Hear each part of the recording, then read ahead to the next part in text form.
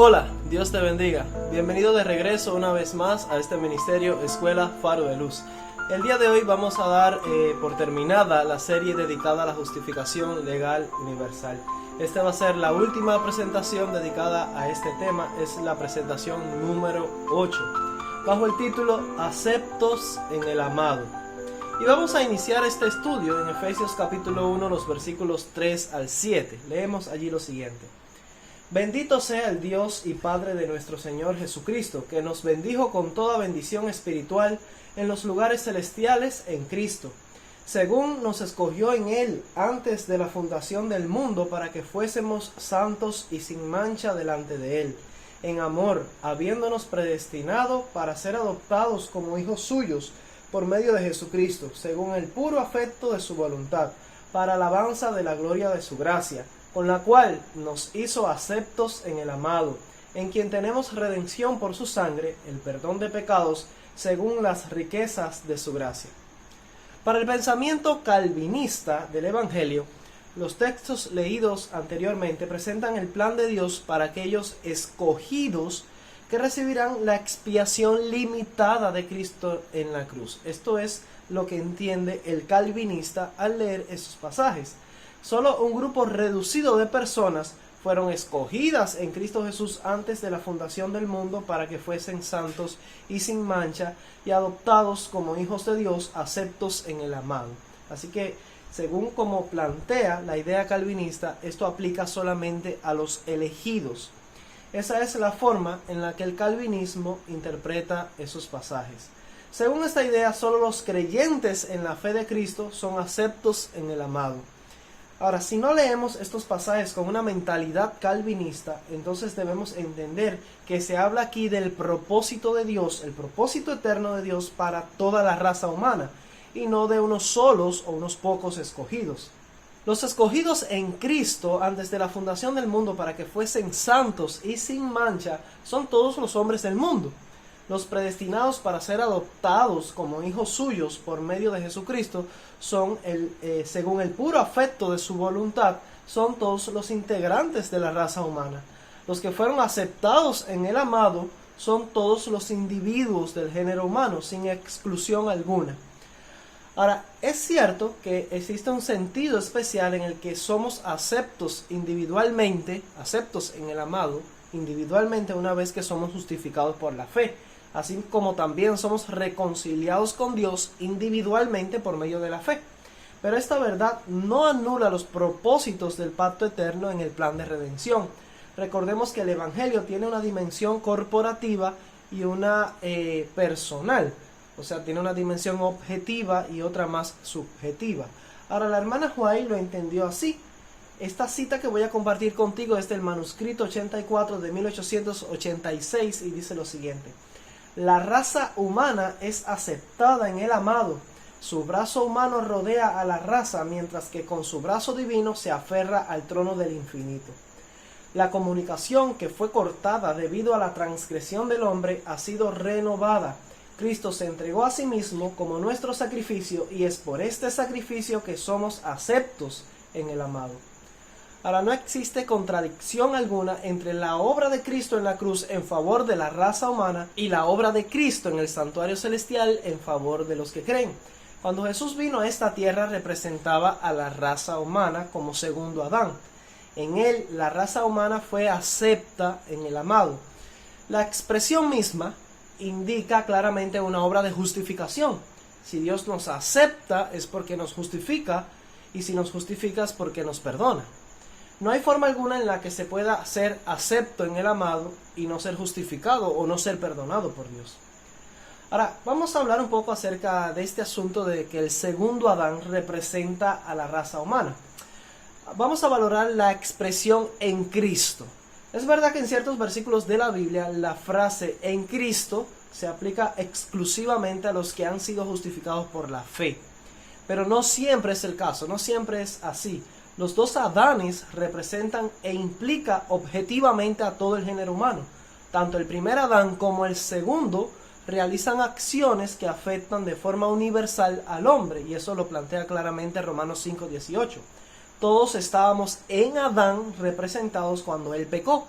así como también estábamos en Cristo cuando Él murió. Adán pecó y condenó a toda la humanidad. Cristo murió como una ofrenda perfecta y justificó al mundo. Fuimos incluidos en Cristo cuando Él murió. Así hay dos sentidos bíblicos en los que podemos estar en Cristo. Un sentido corporativo y un sentido personal a través de la fe. Hay otras declaraciones inspiradas que lo dejan bien claro. Si usted lee, por ejemplo, 1 Corintios 15, 22, dice allí: porque así como en Adán todos mueren, también en Cristo todos serán vivificados. Y definitivamente aquí esto se implica a todo el género humano. Gracias a Adán, todo el género humano muere. Gracias a Cristo, todo el género humano será vivificado. En el libro El deseado de todas las gentes, página 87, párrafo 3, dice lo siguiente: y las palabras dichas a Jesús a orillas del Jordán, este es mi Hijo amado en el cual tengo contentamiento, abarcan a toda la humanidad. Dios habló a Jesús como a nuestro representante. No obstante, todos nuestros pecados y debilidades no somos desechados como inútiles. Él nos hizo aceptos en el amado. La gloria que descansó sobre Jesús es una prenda del amor de Dios hacia nosotros. Nótese como dice que a pesar de nuestros pecados y debilidades, por esa razón, no por eso vamos a ser desechados. Gracias a lo que Cristo hizo, fuimos aceptados en el amado. La siguiente cita es del manuscrito 18 de 1887 y dice: esa oración fue escuchada por su Padre, y la gloria de Dios, tomando forma de paloma, descendió sobre él. Y se escuchó una voz que decía: este es mi Hijo amado, en quien tengo complacencia. ¿Cuántos pueden comprender el significado completo de estas palabras pronunciadas por nuestro Padre Celestial? Aquí Él le dice al hombre: eres acepto en el amado.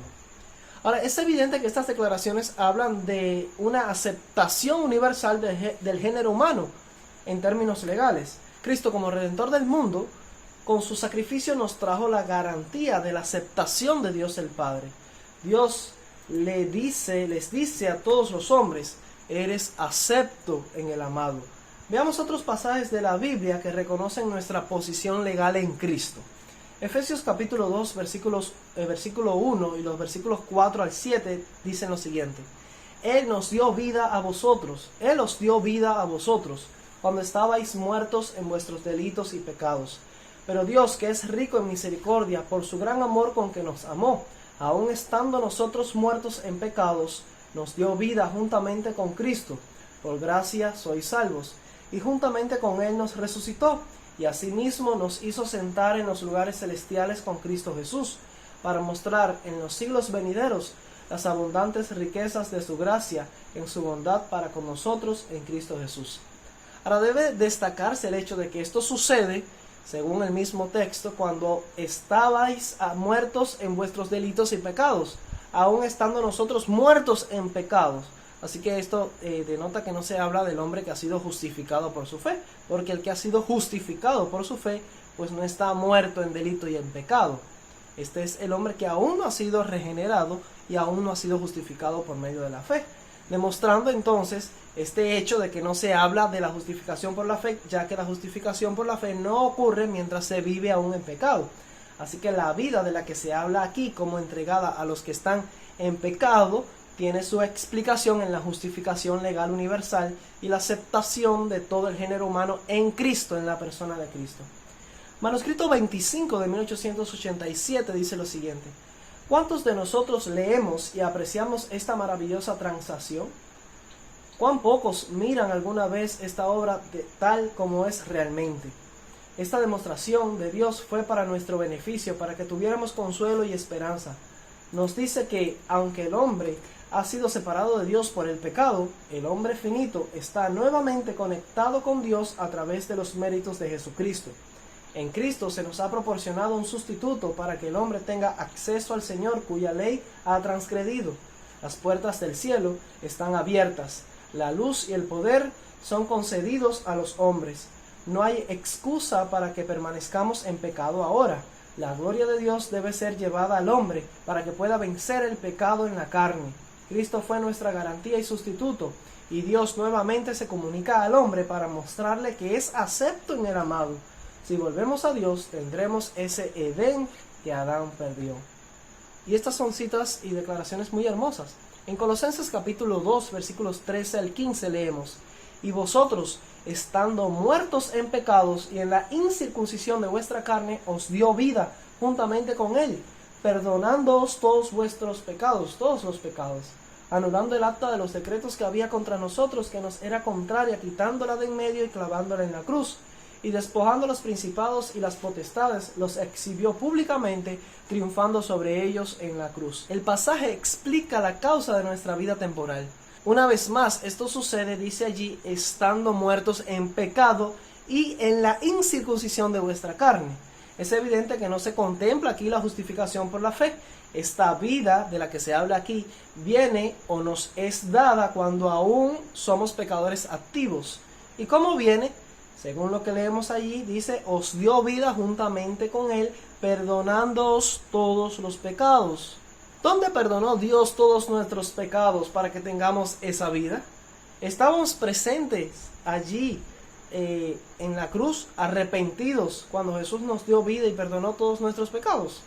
El perdón incondicional de Dios es más o menos así. Pongamos que tu mejor amigo comete una grave ofensa contra ti, peca contra ti. ¿Cómo deberías perdonarlo? Vamos a leer lo que dice la Biblia respecto a cómo debería ser el perdón del cristiano. Efesios capítulo 4 versículo 32 dice: antes, sed benignos unos con otros, misericordiosos, perdonándoos unos a otros, como Dios también os perdonó a vosotros en Cristo.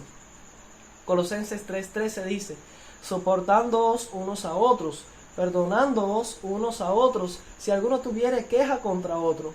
De la manera que Cristo os perdonó, así también hacedlo vosotros. Los textos citados anteriormente dicen enfáticamente que debemos perdonar a nuestros ofensores, como Dios también nos perdonó a nosotros en Cristo.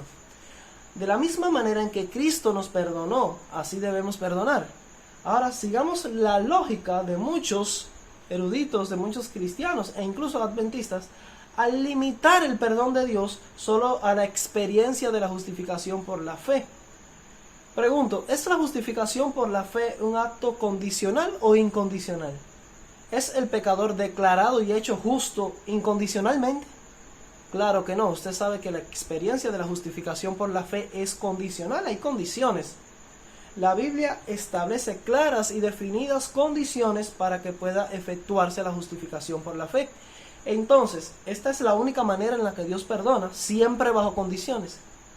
Algunos adventistas que rechazan la doctrina de la justificación legal universal sostienen que no existe ningún perdón que sea incondicional, que siempre el perdón del Evangelio siempre es bajo condiciones. Quienes rechazan esta enseñanza fundamental de 1888 sugieren que Dios perdona solo bajo condiciones. Entonces debemos perdonar así como Dios nos perdonó en Cristo Jesús. El razonamiento exige que perdonemos a nuestro hermano, a nuestro amigo, solo bajo las condiciones correspondientes. Es así como perdonamos como Dios nos perdonó. Solo si nuestro hermano se arrepiente, confiesa su falta, se aparta y se entrega totalmente a nosotros, entonces le perdonamos. ¿Es así o esto suena un poco raro? Desde luego, esa no es la forma en la que Dios quiere que perdonemos, ni la forma en la que Dios nos perdonó en Cristo. Cuando todavía no teníamos conocimiento ni conciencia alguna sobre nuestras ofensas hacia Dios, ya hacía mucho tiempo atrás que Él nos había perdonado en Cristo. Dios perdonó al mundo en el mismo momento en que decidió entregar a su Hijo en propiciación por los pecados de una raza culpable. Eso se remonta a los días de la eternidad. De hecho, cuando aún no habíamos ofendido a Dios, Él determinó perdonarnos. No nos enseñó Jesús a perdonar así. Eso cambia las cosas por completo, desde luego.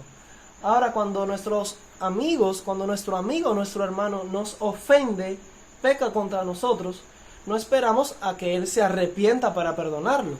No esperamos su confesión, su declaración de que es culpable, su cambio de actitud o que Él se entregue totalmente a nosotros para perdonarlo, sino que le perdonamos incluso aun cuando todavía Él está enemistado con nosotros. Así es como comienza la verdadera reconciliación y es así como el Evangelio nos enseña a perdonar. En el libro Los Hechos de los Apóstoles, página 170, párrafo 4, se lee: la muerte de Cristo demuestra el gran amor de Dios por el hombre. Es nuestra garantía de salvación. Quitarle al cristiano la cruz sería como borrar del cielo el sol. La cruz nos acerca a Dios y nos reconcilia con Él. Con la perdonadora compasión del amor de un padre, Jehová contempla los sufrimientos que su Hijo soportó con el fin de salvar de la muerte eterna a la familia humana y nos acepta en el amado. Ahora hablemos un poquito más acerca del perdón en el Evangelio. Comenzamos ahora a captar un poquito más acerca del Evangelio de la Biblia. Estas son las verdaderas buenas nuevas del Evangelio eterno. Dios no es nuestro enemigo. Dios no está enemistado con nosotros. Dios nos ama con un amor incomprensible que va más allá de nuestra imaginación. Desde el principio Él tuvo la iniciativa. Desde el comienzo dio los primeros pasos en favor del hombre. Nos perdonó, nos justificó y se reconcilió con cada ser humano en virtud de la muerte de su propio Hijo. Esa es la clase de perdón que Dios le ofrece al mundo y la clase de perdón que espera que representemos ante el mundo. Él espera que su iglesia represente ese carácter. Es el carácter de Dios que ha de ser representado en su iglesia y más aún en la última generación. Ese es el mensaje que ha de alumbrar a la tierra con su gloria. Y aquí vemos un puente entre la teología de la justificación legal universal y la teología de la última generación. Es por eso que la cruz de Cristo nos atrae, como dice Juan capítulo 12, versículos 32 al 33. Su benignidad nos guía al arrepentimiento, según Romanos 2:4. Su amor nos constriñe, según 2 Corintios 5:14. Porque los pensamientos de Dios hacia nosotros son de paz y no de mal. Eso dice Jeremías 29:11. Al pecador conocer esta gran verdad en su verdadero sentido y significado, no puede tener otra reacción que el quebrantamiento de corazón, el grito interno por liberación del pecado. Gloria a Dios por su misericordia, por su perdón maravilloso. Él perdonó mis pecados. Ahí precisamente ocurre la justificación por la fe, la parte subjetiva. Otra manera de decirlo es que sin la justificación legal universal no existiría la justificación por la fe.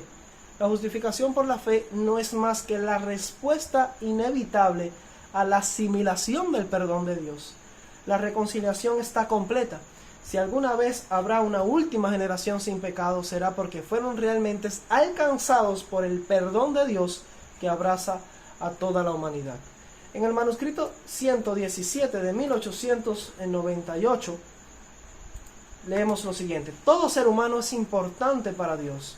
El apóstol dice: Él nos escogió en Él desde antes de la fundación del mundo, para alabanza de la gloria de su gracia, con la que nos hizo aceptos en el amado. Y aquí vemos claramente cómo la hermana Valle aplica esto a todo ser humano. Pregunta: ¿somos salvados 2 veces?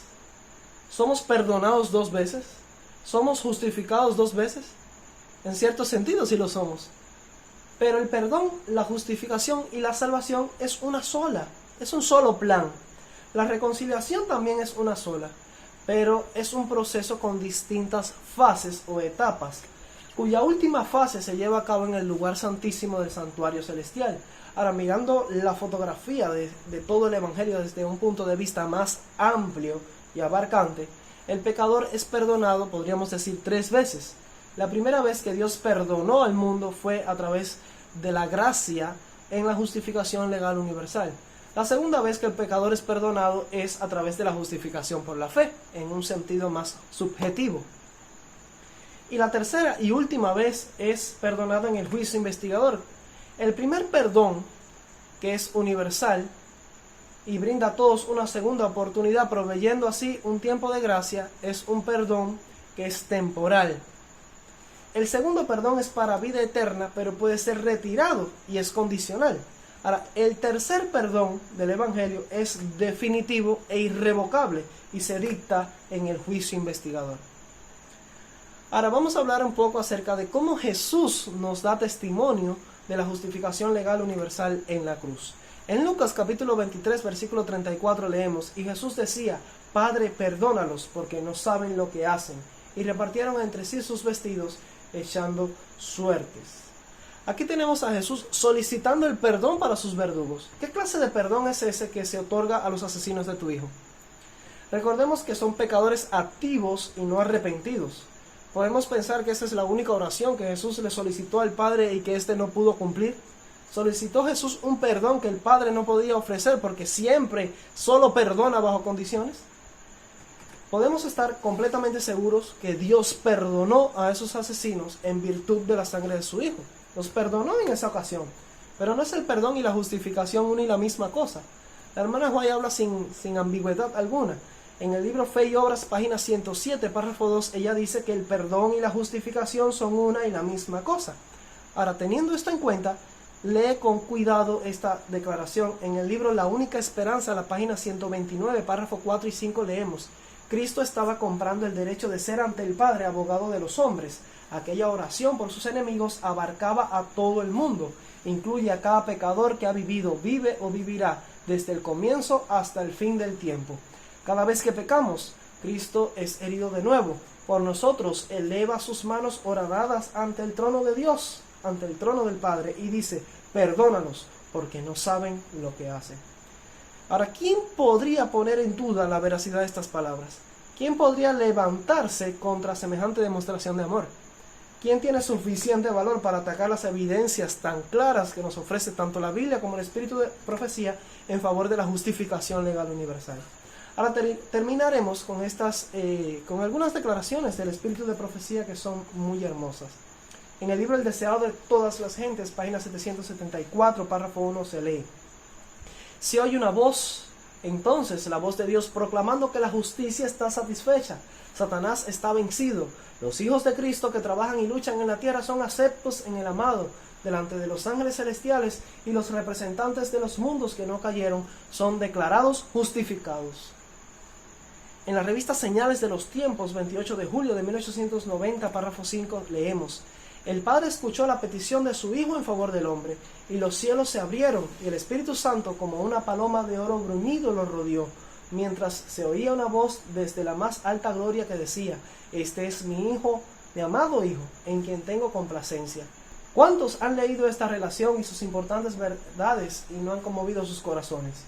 Muchos han pensado que no concierne a la humanidad, pero es de la mayor importancia para cada uno de ellos.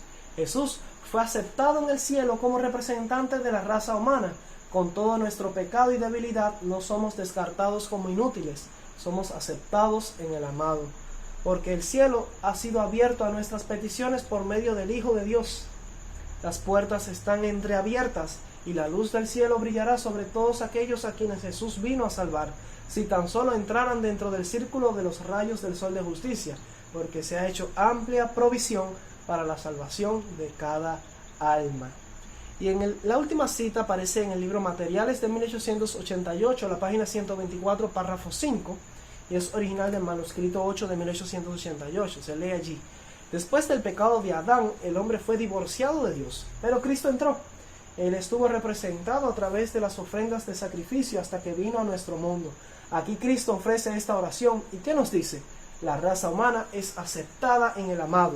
Su largo brazo humano rodea a la raza, mientras con su brazo divino se aferra del trono del infinito y abre al hombre todo el cielo. Que Dios te bendiga. Espero que esta información haya sido una bendición para ti. Que al participar en esta serie de 8 presentaciones, pues espero que no te hayas perdido ninguna de ellas y te hayas confirmado en esta doctrina clara del mensaje de 1888 sobre la justificación legal universal.